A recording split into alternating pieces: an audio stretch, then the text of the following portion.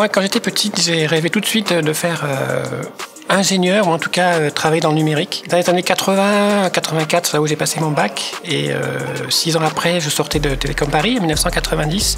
C'était le début du numérique.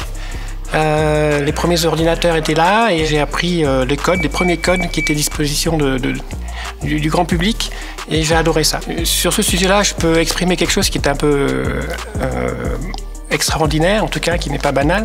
C'est que lorsque j'étais étudiante à Télécom, je n'étais pas la personne que vous voyez aujourd'hui. Je suis effectivement une femme, mais une femme transgenre. J'ai fait ma transition à 40 ans et à l'école, j'étais encore un jeune homme. Au cours de ces 3 années à l'école, qui a été un très grand souvenir, parce qu'il y avait effectivement un esprit, quand on est étudiant, de camaraderie, de fête, un regard effectivement qui était porté sur moi, comme j'étais un jeune homme qui était dans la bande, la masse des garçons. Et les quelques jeunes filles qui étaient autour de nous, elles étaient forcément différentes, elles étaient des minorités. Et je voyais comment on les regardait. Je ne subissais pas les mêmes regards, mais je voyais très bien ce qui se passait. Je vois dans le management qui essaie de se satisfaire de manière comptable du nombre de femmes qui augmente un petit peu globalement. Mais là où ils ne voient pas les choses, c'est que c'est au niveau du terrain, de la pratique, des équipes qu'il faut regarder. Et quand dans une équipe, il y a une femme et tous les autres sont des hommes, c'est pas facile d'avancer.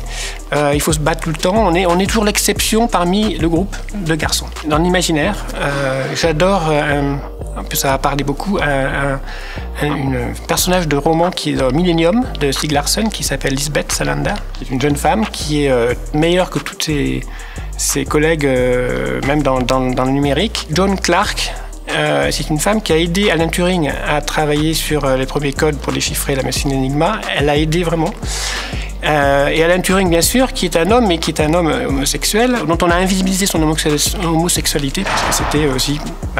ça correspondait pas au modèle qu'on voulait donner à soi-disant l'image de l'inventeur du numérique, qui devait être un homme parfait et un homme tout court. Elle doit toutes avoir devant elle un vrai parcours qui est de réussite. Et j'ai tendance à dire que peut-être dans le management ça va arriver assez vite. Business School arrive maintenant à porter des personnes, des femmes qui réussissent sur ces sujets-là. Un numérique qui soit effectivement au service de l'environnement, au service de la diversité et des humains, des êtres humains.